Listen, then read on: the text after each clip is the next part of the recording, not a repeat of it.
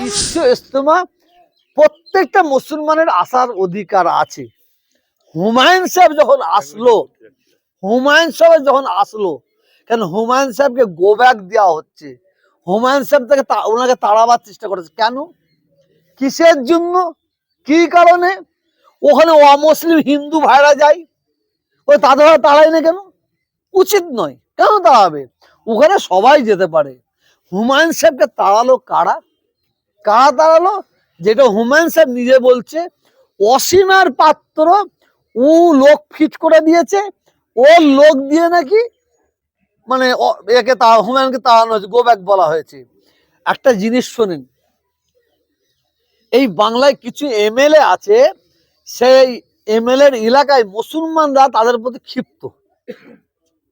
ক্ষিপ্ত, কারণ কিছু কিছু এমএলএ তারা মুসলমানদের প্রতি এত অত্যাচার করেছে, এত জুলুম করেছে, মুসলমানদের মানে কি বলবো, গলায় পা দিয়ে লগড়েছে, মুসলমানদের মিথ্যা কেস দিয়ে দিয়ে তাদের ঘরে মানে কি বলো জড়িয়ে দিয়েছে।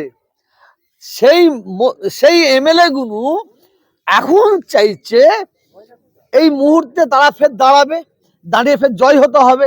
তারা যখন দাঁড়াবে, মুসলিমরা ওই হারামজাদা কম বক্তাদের ভোট দেবে না, ওদের ভোট দেবে না। ওরা কি করছে, কলে কৌশলে একটা ঝামেলা লাগিয়ে দিচ্ছে, কলে কৌশলে লাগিয়ে দিয়ে আঙুলটা তুলছে বিজেপির দিকে, দেখো বিজেপি করেছে।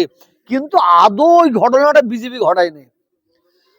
এসছান মাঠে যে ঘটনা ঘটেছে এটা বিজেপির দ্বারাই হয়নি, কিন্তু ওইটা ঘটিয়ে বিজেপিকে দায়ী করার একটা চক্রান্ত করছিল বলে আমি মনে করি।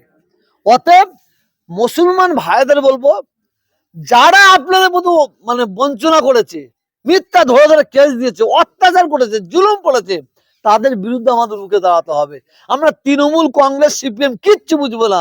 যারা আমাদের সঙ্গে প্রতারণা করেছে, আমাদের ঠকিয়েছে, আমাদের মিথ্যা কেস দিয়ে জড়িয়েছে, তাদের বিরুদ্ধে আমাদের রুখে দাঁড়াতে হবে।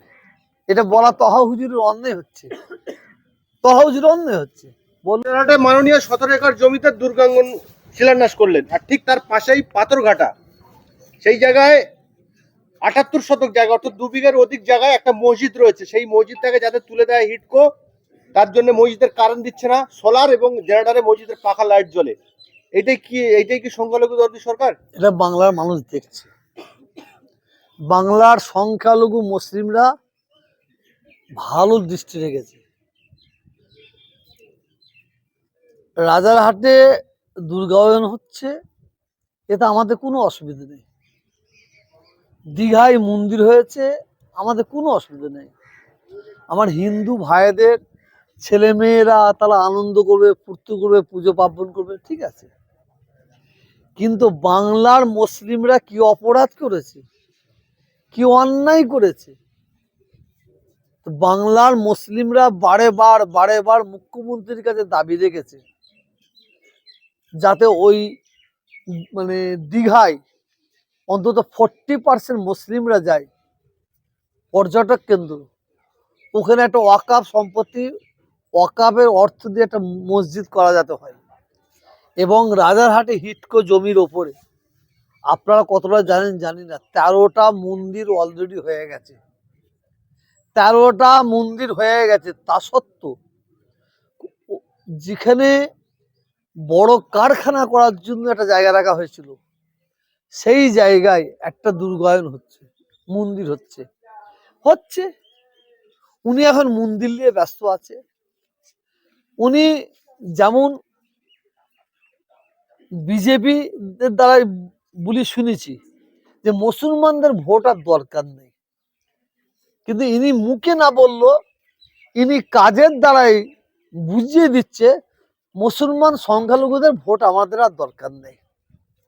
কারণ সংখ্যালঘু মুসলিমরা বারে ওনার কাছে দাবি রেখেছে যাতে একটা মসজিদ করা হয় হিটকোর উপরে। কারণ হিটকোর ওই এলাকায় হাজার হাজার মুসলমান বাস করে, তারা ঈদের নামাজ পড়তে পারেনি, তারা মসজিদে পায়নি নামাজ পড়ার জন্য। এই সরকার মনে করছে যে মুসলমান ভোট আমরা বেঁধে ফেলেছি, অতএব আমাদের এখন দরকার হচ্ছে হিন্দু ভোট, হিন্দু ভোট দরকার। ইনি মন্দির মন্দির মন্দির করে করে হিন্দু ভাইদের, মা বোনেদের মন জয় করার চেষ্টা করছে। আমি 100% শিওর, 100%। উনি 100টা যদি মন্দির করে, মুসলমান এই হিন্দু ভাইদের বোনেদের মায়েদের মন ফিরে পাবে না। আজকে আমার হিন্দু ভাইরা দেখুক, সংখ্যালঘু ভাইরা দেখুক, তারা খুব ভাবছিল যে এই সরকার যা করছে সব মুসলমানদের জন্য করছে, কিন্তু এই সরকার মুসলমানদের জন্য করছে বলে আজকে মুসলমানদের জন্য কি করছে তারা হিসাব লিখে। কারণ যে মা হবে, মায়ের একটা ছেলে খেতে পাবে, একটা ছেলে খেতে পাবে না, একটা ছেলে হাসবে, একটা ছেলে কাঁদবে। যদি কোনো মা এই ধরনের ব্যবহার করে, তাহলে সে মায়ের যোগ্য হতে পারবে না। তো বাংলার মুসলিমরা, বাংলার মানুষ খামোশ খেয়ে আছে। কারণ আমাদের মুসলমান সাধারণ মানুষ এখনো বুঝতে পারছে না, মুসলমানরা আমাদের মেরুদণ্ড ভেঙে দিয়েছে, মেরুদণ্ড ভেঙে দিয়েছে। ওয়াকাফটাকে যেভাবে কেন্দ্রীয় সরকার, বিজেপি সরকার ওয়াকাফের পোর্টাল থেকে অমৃত পোর্টালে তোলার জন্য 3 মাস আগে থাকতে বলেছে, কিন্তু এই সরকার সেইটাকে চেপে রেখে 1 সপ্তাহ আগে বলছে। মানে পরোক্ষভাবে এই বাংলার যত মসজিদ, ঈদগাহ, কর্মস্থান মুসলমানদের হাত থেকে বেহাত করে দেওয়া হয়েছে। তার জন্য আমি এই সরকারকে দাবি করবো বলে মনে করি। আপনি বলছেন যে দীঘায় 13টা মন্দির হয়েছে, 13 দীঘায় নয়, সরি সর লেগে এই হিট করতে। আপনি বলছেন যে নিউ টাউনের হিটকোট জায়গায় 13টা মন্দির হচ্ছে, 13 দুগুণে 26, কোনো আপত্তি নেই, কিন্তু মুসলমানদের যে মসজিদ গুলো রয়েছে সেগুলোকে কেন ভেঙে দেওয়া হচ্ছে? মানে সেগুলো কেন তুলে মানে দেওয়া হচ্ছে? এটা ভাবার কথা। আমি আমার বাবার জায়গায় মসজিদ করব, আমার বাবার জায়গায় মসজিদ করেছি টিনের চাল, সেখানে বাংলার মানুষ দেখুক, বাংলার মানুষ দেখুক আমাদের জায়গায় মসজিদ হয়েছে টিনের চাল দিয়ে, সেখানে ভেঙে ঢালাই করতে দিচ্ছে না, সেখানে মসজিদ করতে দিচ্ছে না। এবং হিটকোতে বহু জায়গা মুসলমানদের আছে যেটা জবরদস্তি করে বামফ্রন্ট সরকার নিয়ে নিয়েছে, পয়সা দেয়নি, জবরদস্তি করে নিয়েছে।